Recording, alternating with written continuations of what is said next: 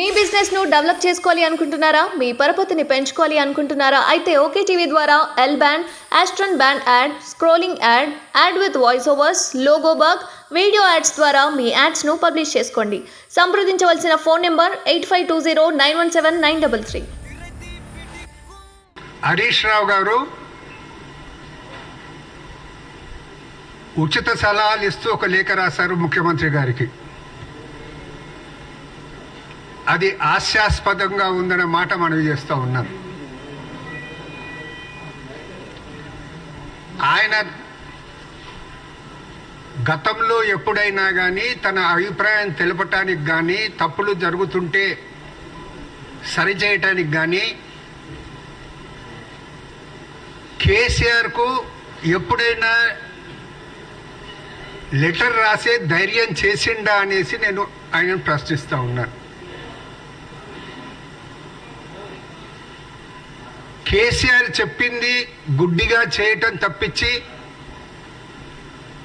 మరేమి తెలియని వ్యక్తి ఈనాడు ఏదో పెద్ద జ్ఞానోదమైనట్టు అన్నీ తెలిసిన వాడిగా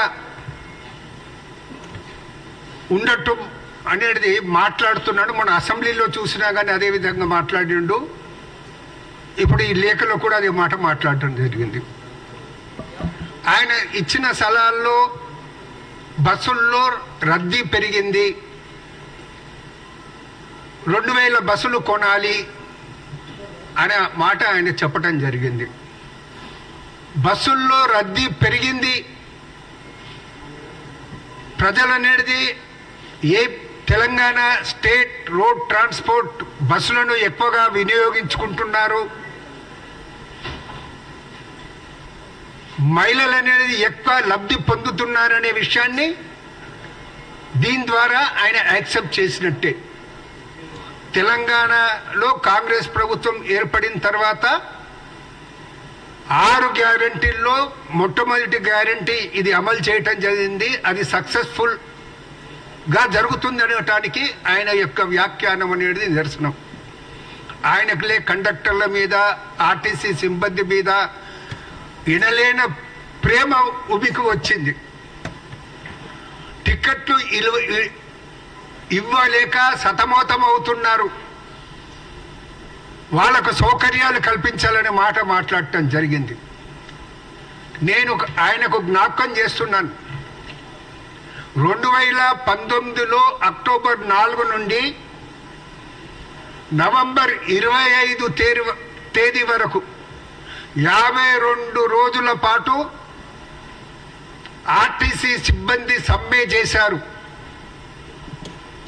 హరీష్ రావు గారు ఒకసారి మీరు జ్ఞప్తికి తెచ్చుకోండి. అప్పట్లో అధికారంలో ఉన్న మీరు ఎంత కఠినంగా వారితో వ్యవహరించారు, అది మనసులో పెట్టుకొని మాట్లాడండి. ఇప్పుడు మీరు చెప్తున్నారు ఆర్టీసీ ఉద్యోగులను ప్రభుత్వ ఉద్యోగులుగా పరిగణించాలనే మాట మీరు ఇప్పుడు మాట్లాడుతూ ఉన్నారు. కానీ అప్పట్లో మీకేమయ్యిందనే మాట మీకు మనవి చేస్తూ ఉన్నారు. ఎంత కఠినంగా వ్యవహరించారు మీరు.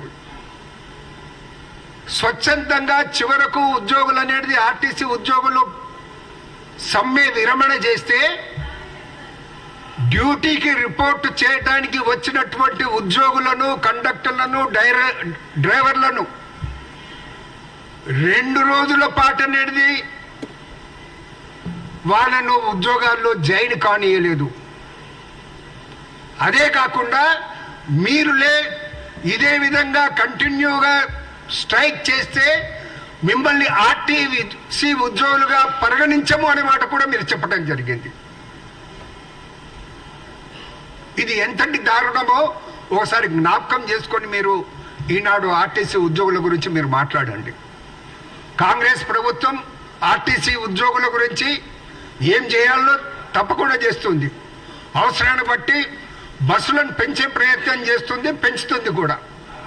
మీరు ఉచిత సలహాలు ఇస్తూ ఇవి ఎందుకు రాస్తున్నారంటే రేపు ఈ ప్రభుత్వం ఉద్యోగులకు లాభమయ్యే విధంగా ఏ చర్య తీసుకున్నా, బస్సులను పెంచే ప్రయత్నం ఏం చేసినా నేను చెప్పాను కాబట్టి చేశారన్న మాట రేపు చెప్పుకోవటానికి మీరు మాట్లాడటం జరుగుతుంది. ప్రజలకు అన్నీ తెలుసు. మీరు అసెంబ్లీలో ఏం మాట్లాడారో మేం చెప్పాం కాబట్టి ప్రభుత్వం అనేది అసెంబ్లీలో ఈ మాట మాట్లాడింది అనే మాట మీరు అంతా క్రెడిట్ మీరు కొట్టుకునే ప్రయత్నం అనేది చేసే ప్రయత్నం చేసిండ్రు. మీరు ప్రభుత్వాన్ని అనేది దిగిపోయేటప్పుడు ప్రభుత్వ ఖజానాలో బోకి పింఛ కూడా లేకుండా పెట్టిపోయారు. మీరు ఎంత దివాలా తీసిపోయారో అది ప్రజలకు తెలుసు. బోకి పింఛ పెట్టిపోయేసి 2000 బస్సులను అనేది ఎంబడే ప్రవేశపెట్టమనేసి ఏ ముఖం పెట్టుకునేసి నువ్వు చెప్తున్నావనే మాట నేను ప్రశ్నిస్తా ఉన్నాను మిమ్మల్ని. ఇవాళ పేపర్లో కొన్ని విషయాలు రావటం జరిగింది. 2014 జూన్ నాటికి నీటిపారుదల విద్యుత్ శాఖలో బకాయిలు 1595 కోట్లుంటే ఈరోజు 57,399 కోట్లకు పెరిగిందన్నమాట చెప్పడం జరిగింది. అది ఎంత శాతం పెరిగిందో అర్థం చేసుకోవాల్సిన అవసరం ఉంది. అదేవిధంగా క్యాగ్ రిపోర్ట్లో కూడా అలొకేషన్కు మించి 2,88,811 కోట్ల రూపాయలను అబౌవ్ అలొకేషన్స్ అనేది మీరు ఖర్చు పెట్టినట్టు కూడా కాగ్ రిపోర్ట్లో ఉన్నది అన్నమాట కూడా మీ దృష్టికి తీసుకొస్తున్నాం. హరీష్ రావు గారు, మీరు మర్చిపోకండి, 2018 ఎన్నికలు అయిన తర్వాత మిమ్మల్ని కూడా పక్కకు పెట్టి రాలేదా కేసీఆర్? తన కొడుకుకు అడ్డం వస్తాడనేసి పక్క పెట్టిండు కదా. మొదటి మంత్రివర్గంలో 2014 మంత్రివర్గంలో ఉప ముఖ్యమంత్రి పదవులు ఉండి 2018 తర్వాత అయిన మంత్రివర్గంలో ఉప ముఖ్యమంత్రి పదవే తీసేసిండు. పక్కకు ఉప ఉన్నా కానీ ముఖ్యమంత్రి పేరు అనేది ఎవరికి రావద్దనే ఉద్దేశంతో ఆ విధంగా చేసిండు అన్న మాట కూడా మీకు మనం చేస్తూ ఉన్నాం. ఇక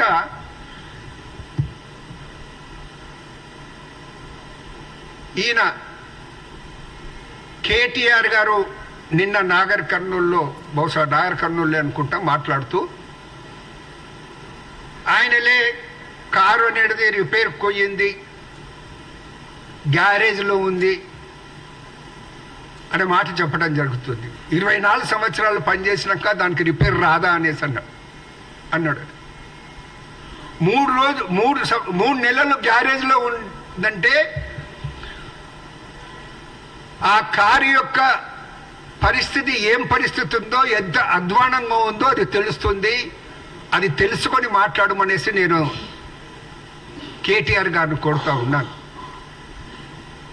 అది గ్యారేజ్లో నుంచి తుక్కుగానే మిగిలిపోతుంది, గ్యారేజ్ల నుంచి బయటకు రాదు అనే విషయాన్ని మీరు గుర్తుపెట్టుకోవాలి. ఇప్పుడు రాష్ట్రంలో బీఆర్ఎస్ పార్టీలో పరిస్థితి ఏ విధంగా ఉన్నదంటే, ఇన్ని రోజులు బిలానికి మూత పెడితే అందులో ఊపిరాడకుండా ఉన్నటువంటి ఎలుకల్ల పరిస్థితి బీఆర్ఎస్ వారిది ఉన్నది. ఇప్పుడు ఆ బిలము నుండి అందరిలే స్వేచ్ఛ లభించినట్టు అయ్యేసి బయటకు వచ్చేసి వస్తూ ఉన్నటువంటి సంగతి మనం చూస్తూ ఉన్నాం. ఇంకా భవిష్యత్తులో ఇటువంటి పరిస్థితులు చాలా కనబడతాయి. మీరు ఎంత టార్గెట్ చేసే ప్రయత్నం, కాంగ్రెస్ టార్గెట్ చేసే ప్రయత్నం చేసినా కానీ ప్రజలు నమ్మే పరిస్థితుల్లో లేదు. కేసీఆర్ను, కేటీఆర్ను, హరీష్ రావును నమ్మే పరిస్థితుల్లో లేరు. దేశవ్యాప్తంగా మీరు పార్టీని విస్తరించాలనేసి టీఆర్ఎస్ నుంచి బీఆర్ఎస్ పెట్టిన మీ పరిస్థితి ఏ విధంగా మారిందో, ఏ పరిస్థితుల్లో ఉందో ప్రజలందరూ గమనిస్తున్నారు.